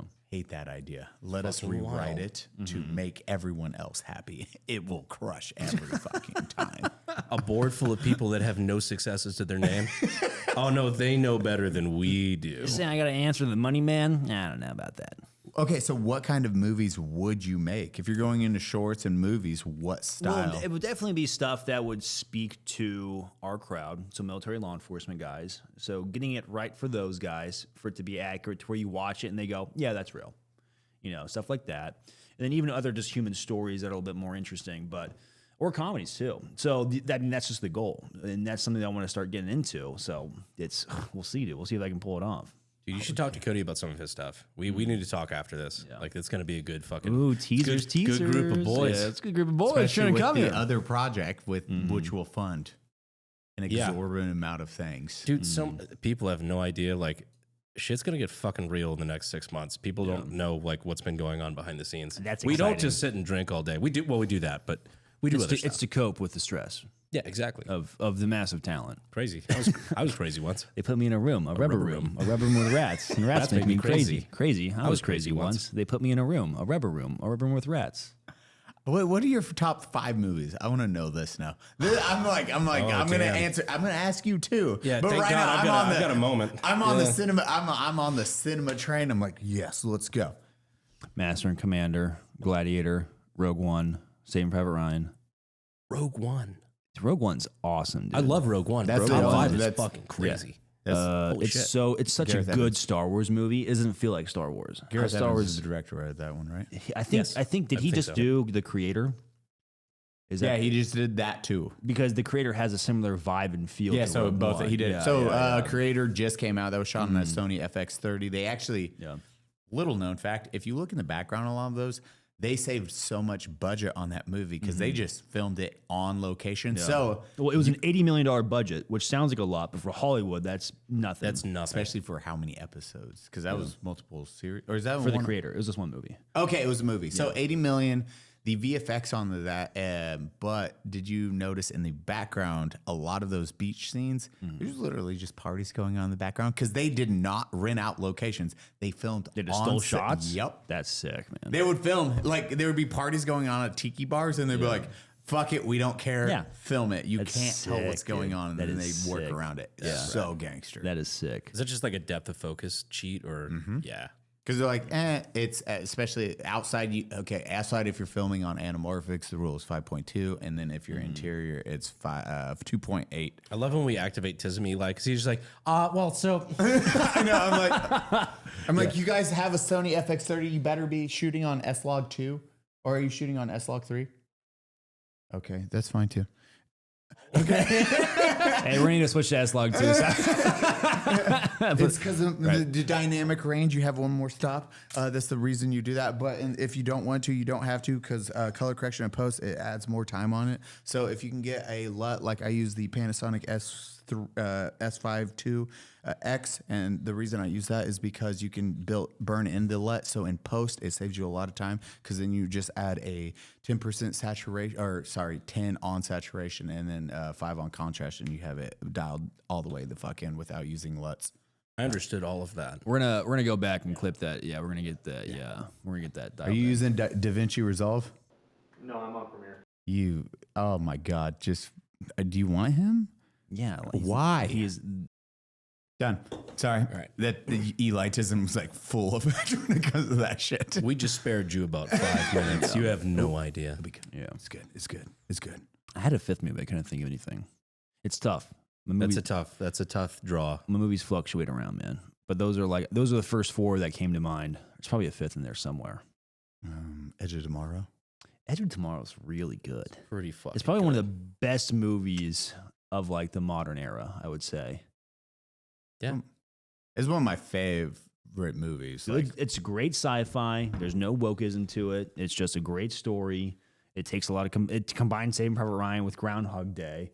It looks awesome. It's got good comedic beats too. yes. On top of having a solid story, and it doesn't sacrifice the story for the comedy. No. I fucking love. Yes. it's like when he's starting to wake up and it's like, wake up, soldier. Yeah. Wake up, soldier. Yeah. And you just have it over and over. And Tom Cruise. He's like, no, it's fine, I'll be okay. Nah. No. I just need a moment. I need just give me do it. Just instantly gone. Such a good movie. Top 5. So I'm a big Scorsese nerd. I like Solid choice. Wolf of Wall Street, no particular order. Wolf of Wall Street, The Aviator, one of my favorite fucking movies. It's still one of yours, Saving Private Ryan. It's Yeah. a fucking Dude, masterpiece. Sorry, I didn't mean to interrupt. No, Keep dude, going. go for it. I was going to say the sound design in Saving Private Ryan alone is phenomenal. When you really like look and break down a lot of content, We know some the of guy. It was one of the first. Well, we do know the guy. Oh my It was one of the first movies that fucking cared. Yeah. But you'll love this. Do you know who the guy was? Kevin Brittingham. He helped Really? with the sound design on that. No kid. Yeah. That is They crazy. drew a bunch of shit out of his collection. That is awesome. Oh yeah. We discussed it when he was on the podcast. We had no idea. We were all shitting. We bricks. all We're got like, what, Kevin? Well, we all got blackout drunk with him. And then he did that. That is crazy, man. Dude, he did Black Hawk Down. Saving Private Ryan. He had He rattled off a couple big ones. yeah. And then he passed out blackout drunk at the bar. he was asleep on the bar. We were I'm like, dying. I have 100 millionaire passed out in the back of my Raptor. Like I don't know. It's the weight of massive talent, my man. Yeah. He's I like the way he lives. He's a talented and genuinely fun individual. he's one of the best humans. Those are like solid movies. Those are like sci-fi. You have your different like war. So you guys are more into action war movies. I would say so. Yeah, that tap in, like not just action for the sake of action, but it's tap into the human element too. Because it's like, I mean, the reality of conflict, of any sort of fighting, is that you're just a human, right? But when guys can do feats that are above and beyond, that's always interesting. But then there's always just the grind that is. And it's not like you're not the main character. You're gonna get just evaporated, you know. So I also like rise and fall stuff. Yeah. Like the other movie I was gonna because I like the fourth one I think I was gonna name was Ford versus Ferrari, and I actually watched that at your house like fucking 3-4 years ago. One of the best. Such a good movie. I probably watched it 3 times since then. Great fucking movie. do you know? I was gonna say you would love this. The movie that lives rent free a lot of times is Hostiles. Never seen that. With Christian Bale, where he is, it's towards the later half of the Indian Wars, and he's a captain in the U.S. Army. He has to escort an old Cheyenne chief that he to it, and then it is where he has the problems of who's the bad guy, who's the good guy. Yeah. Very good fucking movie. That was a good movie. Look at you with your movie. Ooh, 5th movie, The Outlaw Josie Wells with Clint Eastwood. Okay. I have not watched that. What? That is one of the best films ever made. I'm gonna text He's that like to me. he's a former Confederate that like his whole unit goes to turn themselves in. The Union basically ambushes them and just like tries to gun them down because they have like a notorious like guerrilla group, and he has to basically go on the run, and it's his whole drive west as like a disgraced former Confederate, and Clint Eastwood that is one of his best roles. Dude, I love like It's a great Western. Clint Eastwood, how he directs is one of the greatest thing ever. Because have you ever read how he directs? I heard it was like the one take. Yeah, and he has some of the best lines. I love hearing actors and how they interact with directors. Was it Matt Damon? Matt Damon with The South African movie? no, Matt Damon with Saving Private Ryan. Spielberg. Yeah. Oh, yeah. I'm thinking of the Spielberg wrong is the thing. one Yeah, when Matt Damon's like, I think I'll nail this take. Just, hey, let's do it one more time. Spielberg looks at him. He's like, or I can go get an actual actor who can get a good take, and then we can do this one any other time. So he just walked away. And that's Matt Damon's like, that's when I was humbled of my time. I need to just shut the fuck up and listen to the director and actually nail my part that time. Whereas Clint Eastwood is very big on one takes, and he's like, and go. And he just listens and just lets the actors play it out as they see fit. And you're like, okay, this is completely. And then you have Tarantino, who you have to do exactly his script. There's no modifying his script. You read the line verbatim, or you're just off the fucking and that's how it goes. And you're like, oh man, this is weird. We talked about this one with the Bear Jew, who the Bear Jew was actually supposed to be Adam Sandler. Do you know that? I did not know that. That's why they reveal. do the big reveal, the long reveal, and he walks out of the shadows. Adam Sandler. It was supposed to be Adam Sandler as the Bear Jew. I was like, fuck, And it was- that was so fucking good on that. Was it a thing where Adam couldn't land the lines? No, he couldn't. He was filming something Filming else. Conflict, I think. Yeah. Which who the fuck would turn down a Tarantino movie? Yeah. For That's like, crazy, dude, I would man. cancel the fucking birth of my child over that. Like that. Yeah. Baby, we're getting abortion. No, like, sweetheart, just squeeze it in. Yeah, just hold it. Keep it in. I need I'll 24 be around hours. for the next round. Put tape up. Baby ain't coming out right now. I'll be around for the next kid. Come on, I gotta do a Tarantino. But Just Kegel that shit for 24 hours, honey. I believe in you. I'll be back, sweetheart. those are like, do you watch any Westerns? It seems you're getting into Westerns. Yeah, I mean, Westerns are such a good classical story, right? So, I mean, I love 310 to Yuma. Hostiles was one that I got on. That was a good one. Some other ones. Like Westworld, kind of. That's a good sci-fi show for the cowboy stuff. But And you have the Olders with any of the Clint Eastwood, Good, Bad, Ugly. true. Yeah. What Still Fistful blows of my Dollars. mind. You've not seen the Outlaw Josie Wells. You've seen it, I hate right? Is You've not that, seen is that it? the one? Is that the one where he has the poncho? Or is that the different one? The Good, Bad, and the Ugly. That's Good, Bad, and the My Ugly. bad. Yeah, no, I'm shocked. Neither of you have seen that. Now I have to watch it. I'm like, I Little love cow- boys. You gonna pull those pistols or whistle Dixie? Oh wait, I haven't seen it though. I know what that line's from. It's though. a good fucking movie. It's one of those movies that's got like 12 great bits in it. Like the whole movie together, like the pacing's a little slow. It's a 70s movie. I love but movies, but I don't catch them all sometimes. Stuff slips through the cracks, man. Yeah. Recently, we'll fix that. Recently, you have, most recent movies, I'm like, you guess a good few war movies in there, but for the most part. Yeah. Did you see The Covenant? Why does that sound familiar? It's the new fucking Guy Ritchie movie. That's the war movie. Oh with, my God. I did watch that. I heard I've lot of heard mixed everybody reviews. everybody loves it except prior military Yeah. guys. They're like, this is the worst war film I've ever fucking seen. Which is weird. I love Guy Ritchie. Yeah, I love Guy Ritchie too. Is very When I heard he was stylistic. doing that movie, I was like, that doesn't fit his style to me. Because he did Aladdin, and he which doesn't fit his style to me. And then he did this. He and I did was like, Aladdin? Yeah. Yep. You're With Will fucking Smith, kidding me. yeah. Oh no.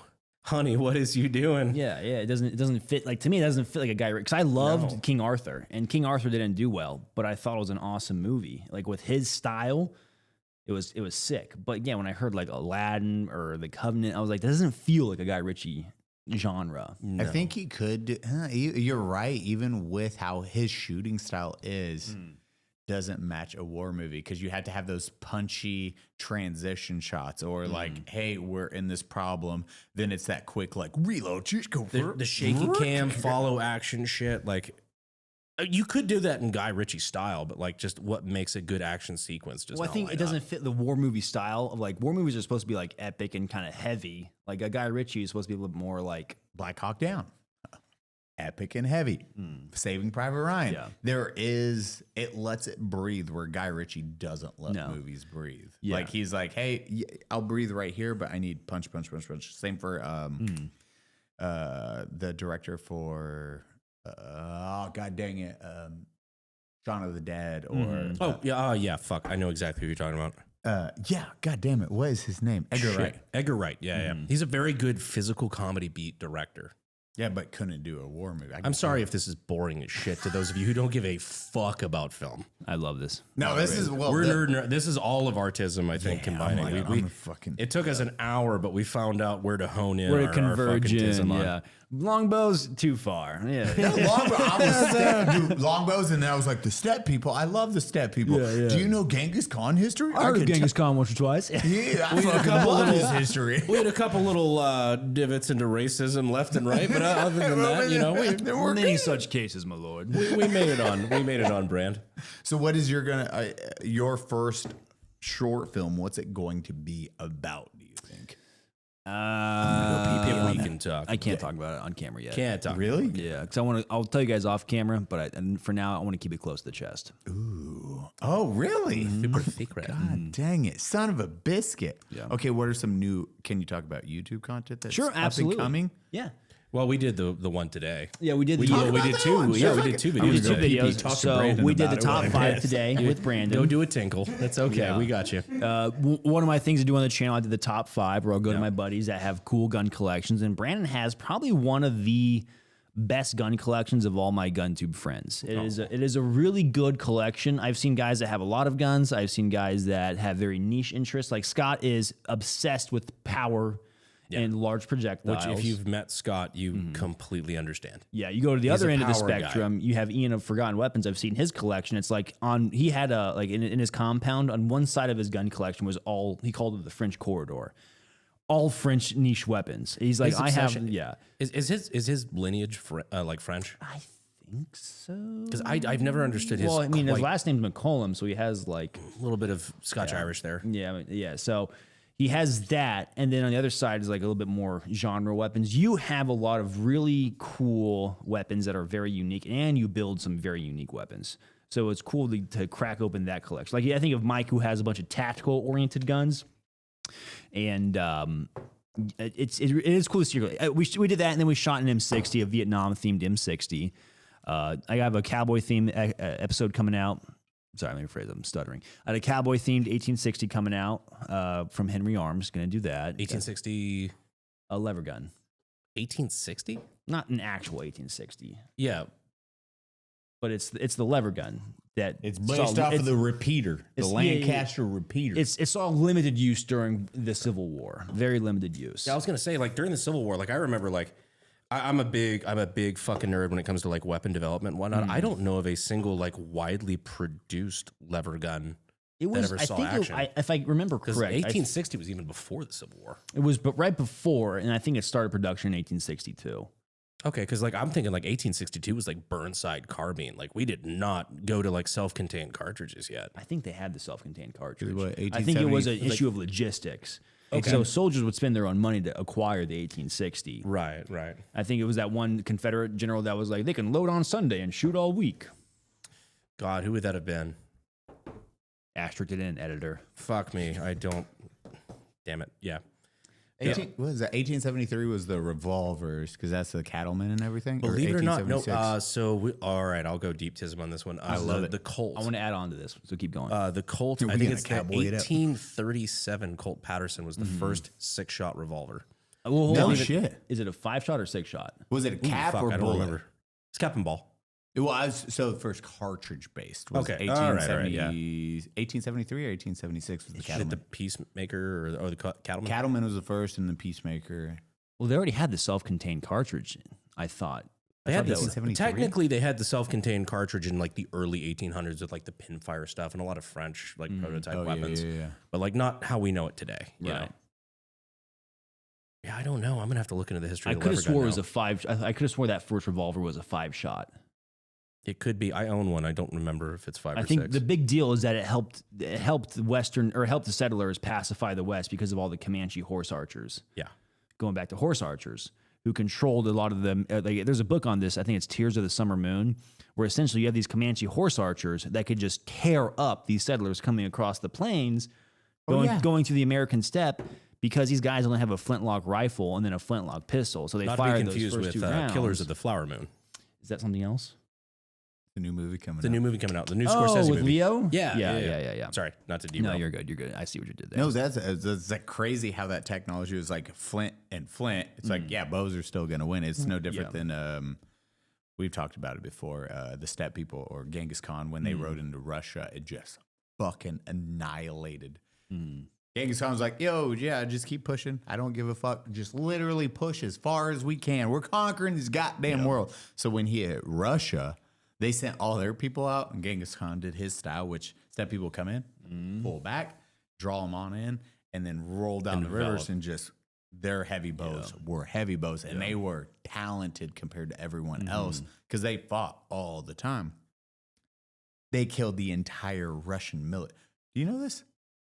Go on. They killed like the entire Russian like the entire military was gone. What year about was this? This was during the Genghis Khan era of I see. I want to guess. No, I 12? think late 1100s to early yeah, it 1200s was- is my guess. Was it Genghis Khan's? 12, Oh 13 yeah, is my probably guess. because it Is was what I think. because it was like It's almost like we all have a nightmare brick in front of us that can answer Yeah. this question. because they were the first ones to incorporate like dynamite and explosives and everything like that. So when they pulled out, all of them came up. They wiped them all out. Yeah, he died in 1227. So yeah. 1227. So around that time, when he wiped out the Russian military, Russia was like, "Fucked. We are fucked." These guys pulled everyone out, wiped them all out, no questions asked, and then they just waited. Like, "Well, we're gonna die." Genghis Khan's like, "Hey, you guys are too far. Come back." So they just waited. The Russian all of Russia was just like, "Oh, they're just gonna come in and kill us," and then they watched these people just disappear, and they're like, "They kill our military and they didn't even raid us? What the fuck are these people?" They thought they were crazy people because it was, again, a military destroys your army and just leaves. Yeah, that's not the SOP for history. No, and then you're just like, at that time, you don't have the age of information.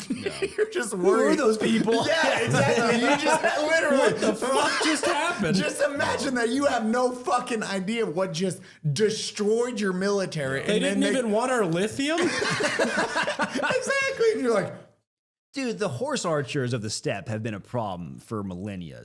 You go into the steppe without horse archers. I played the Total War game once or twice. You go in there. I think of Crassus, who was trying to push towards the steppe, and he got betrayed by some scouts. Classic Roman tale. These horse archers, steppe horse archers, were pinning the shields of the Romans with their bows. So they were shooting these, and the arrows were pinning the shields to their arms, or they're pinning the guys to their to the ground with their bows. If they got hit in the foot, these guys are nuts, dude. dude, that's why they controlled literally the entire Asian continent. The horse archer is the peak of military tech until the gun comes around. Yeah. That man spread his seed more than Monsanto. Yeah, he was eco-friendly. He reduced the carbon footprint. By I forget how many people. In a way. He did. He killed so many. They killed so many people. It reduced the carbon footprint and all. He helped the environment because you kill so many people. You're like, God damn. Okay, bro. All right, this is sounding a little Thanos-esque here with your reasoning. Like, man, he was an environmental hero. Imagine the 2 billion people that aren't here. Yeah, honestly, like Genghis Khan, it's going to wrap it around. Like Genghis Khan is going to be the reason why we win the war with China. Dude, and then thank God they're not at 3.5 billion people. I just like his grave when they buried him. It was already set in stone. It's like, hey, when I get buried, make sure you kill everyone at that funeral. And then all those people that kill all those people, they also get killed when they're returning back. Did you not know this? No. That's why Genghis Khan's gravesite is not known. So everyone that attended his funeral, they were told, that military was told, okay, wipe all of them out. So the military killed all of them, trampled the ground so no one could tell. Then on their return home, like 200 miles in, then those people were murdered by another set of military set in place. So no one knew where he was buried at. And Which is why nobody knows where Hitler's buried in Argentina. So Eli, what's your next project? My next project is we kind of filmed something. I forgot we can't really talk about that. Anime and video. Dude, the audience is like, you guys can't talk about nothing, dude. Anime and video game weapons done in real life, and we'll just leave it at that. Which I'm so. You guys being there, and then that was like my Tism where I was like, yes, it's everything I've ever wanted. Slow-mo camera. Dude, I was in heaven watching that stuff. I was like, grr. And now in post, it looks so good. You guys have such good like one-liners and entries into post. I'm like, okay, so we'll do 10 minutes, or we'll do 6 minutes from Act 3. We're gonna do 5 minutes from Act 2, and then a couple of minutes from Act 1, and then put it all together in this nice package. And then I'm excited to see your demo cut of it. Dude, like later on while you're fucking around with it, just send me a rough. I'm really curious. I want to see this shit. I'm building out like mine is. I know, without the sound notepads. Design and all that. I know not much. The sound design will be last because I'm already inserting my motion graphics and how I want everything to go, and like highlighting how the machine works and all the voiceovers. And I'm just like going through my autistic notebook, like giving notes during the edit.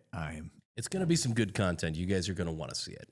Yes. I know. I literally, like, aside from obviously wanting to be involved in the project, I wanted to fucking be there to see it because it was cool as shit. Dude, it's just crazy. We'll just cut that GVAN. Spoilers. Spoilers, darling. It's visceral. That is the one thing you can fucking say without a doubt is how visceral some of it. You've seen one of them. I saw one, yeah. No matter what happens that we're going to maybe tease, every time we saw the slow-mo like recap, everybody was like, oh, fuck. It was dude shit. Gnarly. Just dudes. Guys want to see that bros. and think, hell yeah. Bros being dudes. What's your next? What are your? Actually, you brought out your 5 favorite guns from Brandon's. Mm-hmm. What are your 5 favorite guns? Like, what are your all like, time? Yeah, dog. MP7, MG42. Those are the top 2 I can think of just easily. The AM180 suppressed is a vibe. I think it's definitely up there. You should have brought it. AM180. I mean, we already did one. Wait, what the fuck is the 22 machine gun? Have you seen mine? Yeah. The one, okay. The one with like the 360 round drum on top. That just, that thing is sick. Or 270. Yeah. Blood Diamond Car 15 for sure. And then, it's probably an H car. I love the H car. Oh shit. Yeah. Weird. It's a very boutique gun. It's not the most user friendly for like taking apart and maintaining it, but it's pretty sick. It would never make my top 5, but it would probably make my top 20. It's a vibe. This is off the top of the head. If I had to really think, like, all right, New World's gonna end. Like, all right, dude. This is my bar. Yeah. I want to do one on the PPK and call it the gun that killed Hitler. Dude, I'll do it myself. I want to do a bunch of jokes in there, like, you know who I look up to? I look up to the man who killed Hitler. Just see the amount of fucking people who don't know their history just go like, that's a patriot right there. Canadian Parliament told a standing ovation for an SS soldier, dude. They totally did. Jesus Christ. Yeah, 14th Panther Grenadier Division of the SS. They're all like, yeah, he's so brave. And that was a volunteer unit. Yeah. I mean, to be fair, like he was in Ukraine when the Russians were messing up everybody, so It's a little different for them. Yeah, for them. Crazy. Yeah. Brandon, top 5. Oh, top 5 guns? Oh, dude, I don't know. AK. I like the AK, RPK. Dude, that's a wild one. I don't know.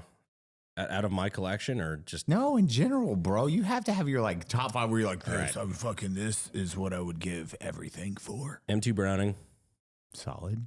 Got one of those. Minigun. Fucking love the minigun. I'm surprised Minigun's you so don't fucking have cool. one of those yet. I've I've been in talks. I'm trying. I'm guessing we're talking to the same, our friend. A couple different ones actually. Like no they're just shit. kind of figuring out like, all right, what do I really? It's about like, what do I want? What do I want to spend? Yeah. Because like most people think like minigun. Oh, I don't know, 50 grand. Like, how much does your house cost? Yeah. Also, 5.56 versus 7.62. And the 7.62 not manageable by a human. No. We learned that. And even The blanks very manageable. Yeah. With live rounds, not so much. because that was my idea, if you remember, like doing the like trying to like rotate. Like, okay, can you do 1 in 5 live rounds? I know. Can you do 1 in 4? No, 1 in 3. Like that seemed like a really good incremental YouTube video. Yeah. That walk though, that first burst, we were like, okay, let's go. And then we were all standing on the wrong side. I was like, hold on. We all shifted. Everyone was like, wait, because gun rotates. It'll spin low and right. Yeah. So we were like, It's oh, the centripetal force, I guess. I don't know. So we all rotated to the other side. And then it was that quick burst was absolutely terrifying on what a weapon system can do. Because it was like, what? Nope. No, we're not doing this anymore. This is hands down not okay. Matt is not a small man. No, that is a big and that boy. was just ripped him immediately. I think that was one every 2, Yeah, and that was or like 1 to 1 rather. yeah, and the blanks because the blanks don't move anyone. You fired a minigun, right? Yes. Yeah, and they're just like burr. This That Have video, you done handheld? No, I remember there's a video of Gronkowski. He did the handheld minigun, but I think those were all blanks because there's no way. I remember shooting that minigun at the Dillon Arrow range, and it moves the entire suspension of a truck like it's funny, dude. Like there's no. Because there's no imagine holding like that. like a G3, like boom, that recoil. Now imagine one of those, but like 4,000 rounds a minute. Yeah, That's you not can't do that, manageable. dude. This isn't Predator. You can't do that. like 50 a second, right? I had 60 a second. I did have an idea that I'll share here. I'll do this one day. I wanted to do a minigun rocket jump. Ooh. I wanted to figure out how to like. I already had a design for a suspension to like just put it in the air, and just figure out the weight of the person that you could carry, and shoot a minigun down at the ground and have the reciprocating force of the 308 at 4,000 rounds a minute lift a person in the air. Mm-hmm. That'd be pretty fucking gangster. I'm gonna do this at some point. I want to see it. Those are the things I'm like, Because you could figure it out with math, but that's not fun. No, it's not. I want to see it IRL. I want to shoot a motherfucker in the air with a minigun. oh. We're gonna do it with a dummy, obviously, and do a remote fire Yeah, and all like that two shit. miniguns. It's like one of those like jet suits. But minigun. Gonna be like the fucking hacksmith, but Yeah. instead of like jets, it's fucking miniguns. Man, this is really expensive. But he's flying. He's doing it. Meanwhile, some motherfucker at Raytheon's like, write this down, write this down. We gotta go. The Village Destroyer 9000. That's the You name. could steer with what direction you're shooting fucking 4,000 rounds of hatred a minute. Yeah. Holy shit. No, if I was going for guns, like I already have Mark 23. That was what checklist. Yeah. PSG one, never gonna own one. What? Maybe. I don't know. They're not crazy. as expensive as you think. Well, the last one sold for 60 grand. Dude. Really? Yeah. But it was I wanna boxed see and us- everything. Yeah, I want to say I've seen them for cheaper than that. Like if you're willing to pay what you paid for that Mark 23. Dude, the lamb just sold for $8,200. Not mine. A lamb just sold for $8,200. I'm gonna start looking. Yeah. I'll see if I can find you one. Okay. Because a lamb. I've done this a time or 12. I believe you goes. Because I'm like, okay, I got my Mark 23 with everything. I was like, that's all I wanted. I got the lamb. I got the matching suppressor with. Do you know what he's talking about? The Lamb? Mark 23? Yeah. HK Mark 23? It's like the big old USP. Yeah. And then it came. So I have an unfired one from original with matching serial numbers with the suppressor also not unfired. This is 1996. with the maritime finish, and then I have the lamb device with receipts. Also never been used. Laser, right? Laser, showed me this. yes, laser and condensate light. Yes. So the last one just sold 2 weeks ago for $8,200. This was $125 when it came out. Yeah. Oh my gosh. For what?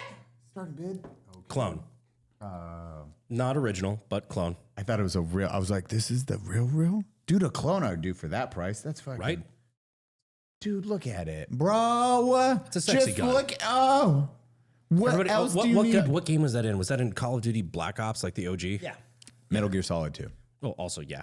Metal Gear Solid, unfortunately, was like, hey, let's do the Mark 23 with the Lamb. Let's do the PSG one, and then let's do it for Moss. Let's just kick those. Eli, can you afford any of those now? No, I can't, because one's fucking $100,000. One is 60 grand, unless you do a clone. The FAMAS is unobtainium. Yeah, one just sold last month. $110,000. Where? Hi, everybody. On Gumtree. I'm Ian McCollum. Today we're McCollum? going over the French FAMAS. My joke about Ian McCollum, like, hi everyone. Ian McCollum from Forgotten Webs here. Today we're going over a gun that is so rare that it was actually never manufactured. It does not exist. It is in the ether. He gets some weird shit on there sometimes, man. I'm like, dude, that's this is impressive. How the fuck how do you know? Who owns that? Yeah. How'd you get that? How'd you get your hands on that? How'd you get your mittens on that, Ian? Those are the things I'm like, oh my God. Because he has the G11. Yeah. That's the, it looks like a Timex watch when you open it up and you're like, I love space magic. Dude, I just love they gave that to infantry. Like, they're like, yeah, you just don't open For sure, it. could handle this. Yeah. Because that was part of the Big American. Big Sarn. Yeah. I opened it on accident. I don't know where the clock pin went. I started Dude, my your Rolex boss watch stop working. Your boss gets paid $40,000 a year, dude. You're not figuring that shit out. That's I was so pissed overseas. I'm like, bro, what the fuck? Shit. Where'd your... You know what what doesn't exist in Germany? Dust. And they're like, nah, we don't care. They'll be fine. It'll be fine. It's fine. It's good. Overseas, all you do is just moon dust, so you have to clean your AR every fucking... Narrator. It was not, in fact, fine. It was not good. I just fucking hate it so goddamn Did the lube much. that you guys use attract more dust? Oh, fucking God, I hate remembering. Yeah, tap into something there. Yeah, it's a fucking deep. So, the Middle East, it's kind of sandy at times. We would. You ever heard of moon dust? Yeah. So moon dust is, it's like the lightest sand ever. So when you drive, you will clean your weapon, you will take a shower, you'll do everything when you get back. If you have running water, come back. The second you drive off of base, this is less than a mile, you are then, it is like somebody who's just like, you good? Okay, I'm going to dump sand on you. But the lightest particle dirt, so it just sticks everywhere. After you're clean, it does not matter. So it doesn't matter how, like, you run your weapons dry a lot of times unless you're in, like, you're like, are we about to get shot at? Yeah. Drop. One drop. It shouldn't stick. Because on and then you're in comment, you're like, on like a macro level, this is just like coating your shit in peanut butter and then dipping it into like, like rocks or whatever. You're just like, oh yeah, no, like if you run fucking lube on a gun, it's going to attract dirt. Like there will be a surface level of sand or dust or whatever on top of it. I will always say, like, my biggest firefight, by the time I went through almost all 7 mags, my weapon was jamming on mag 7. It was like a failure every 3 rounds because I was like behind my little rock engaging. I was like, what were you using, like M4A1? That was the M4. We had the A4s. We had the 16 inches, but they were the A4s. A4. Okay. Yeah, because I ran the ACOG and then I had a M14. And it was, at that time though, it was like, I was like, click, click, pop, pop, pop, click. So, pop, pop, okay, pop, now pop. I gotta ask, what do you think of the M14? Over there, it was way more dope because it would drop people instead of like people running away. Because that was why when we transitioned, like 2 rounds, they'd run like 2 blocks and you'd be like, oh, I missed. Huh. And they'd be like, Like, oh, I didn't. Hey. Versus the M14, 7.62 is actually doing its job. Yeah. And like stopping the target. You're like, okay, this is cool. It's no different than like the 249 versus the 240. A big difference. I just got to. Did you? Well, delete that? No, you're good. I can tease this. I just got a 240. I just got a 240 kit. We're rebuilding right now. No shit. It's not a 240 technically. It's the FN name of it. It's the Mag 58. But this one was ultra based and saw service in Rhodesia. We say Zimbabwe now, don't we? Do we? I couldn't resist. It was it's got the Rhodesian like baby shit camo on it and everything like that. Oh yeah, dude, I cannot wait to have to get this rebuilt. It's gonna be a vibe. Reddit's gonna love that one. Well, this is yeah. Reddit's gonna the places you're popular on Reddit are gonna love that one. Well, I love that. Like your videos are based off of like Brandon. Thank you. They're based. They're Very based. Thank you. They're just based. Well, you do your videos. You're like, hey, you're starting to branch into. You do like the Kennedy assassination, Lincoln assassination, and then you do some. MLK's coming this week if you want. MLK. I think If I think we're gonna what's gonna that film. mean? If I want. If you want to be the MLK, that gets us Okay. Yeah. Eli, why are you blackface? I don't know. Brandon asked me to. I said no. No. Republican Congress congressional candidate hero shoots man in blackface. No, Everyone's getting war paint. It's the tribal, and then it's just. I'm like, what's this? I mean, if you want to be there for the shoot. Oh, okay. We're going to be doing it. Basically, I'm just going to talk about how this video is probably already going to be out by the time this episode airs. But I'm just going to talk about how the FBI killed him. Yeah. The FBI absolutely fucking killed him. 100%. Like 0 doubt in my mind. But that's like your style is that, and then you've done a lot of movie or like. Is that how you're basing a lot of your content? Is like, hey, I like movies. Yeah, do you base your personality around Rhodesia? Cringe. Cringe. You're way off baseline. Based cringe. So a lot of it, I'll watch movies or I'll see something from popular culture. I'm like, yeah, I want to replicate that to the best of my ability. So I'll go off a theme, like if it's whether it's today we did the M60, and it's like a lot of the theme is Animal Mother from Full Metal Jacket. So it's like it's based in that lore. You know what I mean? Based. Full Metal Jacket all the way, which I didn't know. So Joker apparently was supposed to die in Full Metal Jacket. Joker, the actor, then asked. Spoilers. Sorry. Then you haven't seen it in the last 50 years. He talked to Stanley Kubrick, and that's when he was talking to Stanley Kubrick. He was like, "Hey, instead of having Joker die, what about just making him live? Because the things the things he's seen during war is worse than death." That's why Stanley Kubrick changed it so he lived at the end of the movie. Was that based on anything originally, or was that like just like was it some like Stanley book or Kubrick? anything, or was it Nope. just like totally Stanley organic? Kubrick.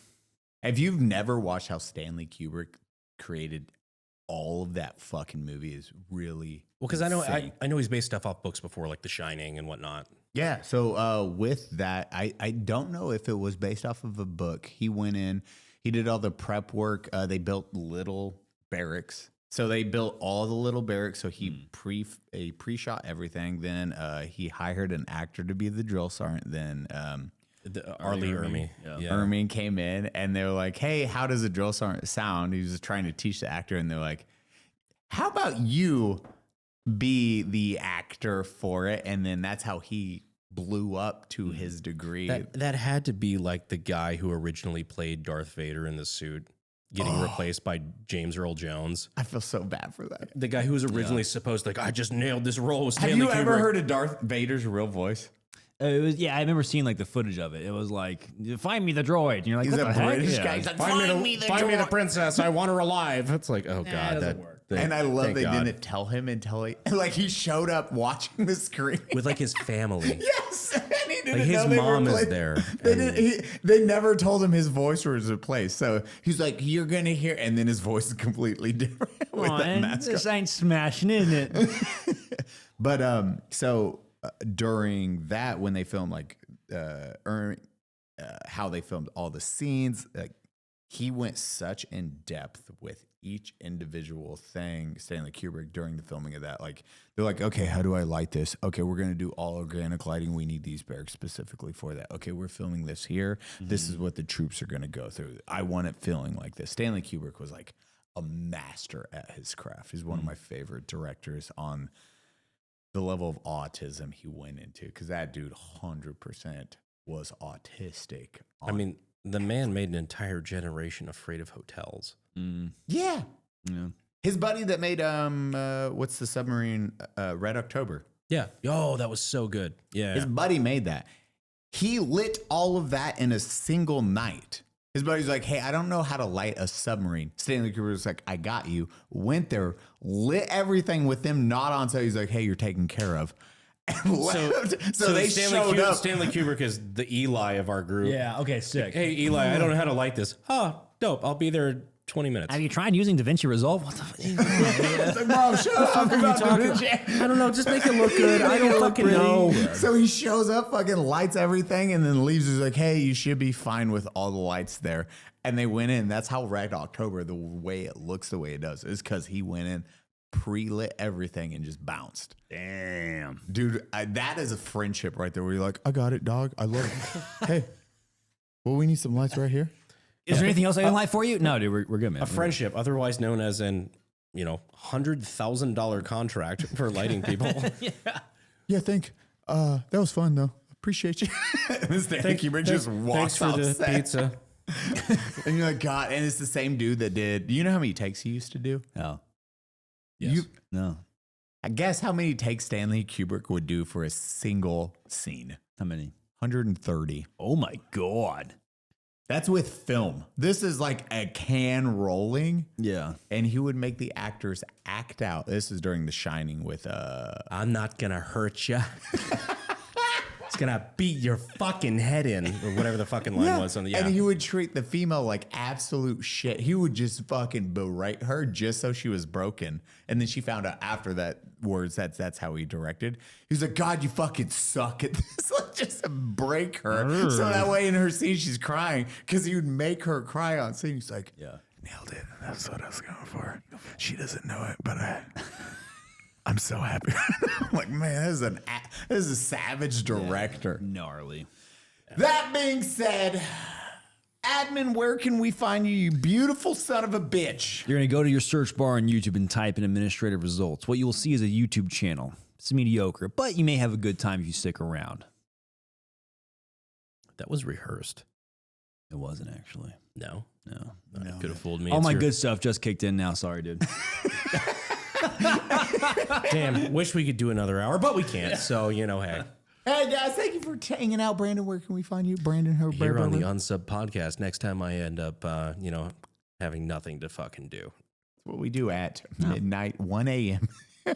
We did this on literally at like 11 at night. We were like, You just happen to be in town, like fucking filming extra shit. So we're just like, not? you know what? Sure, we'll do an Unsub. I'm a professional. we're going to fucking knock it out. Guys, thank you so much. There's going to be no after show on this one, but there will be just something completely separate. Love you.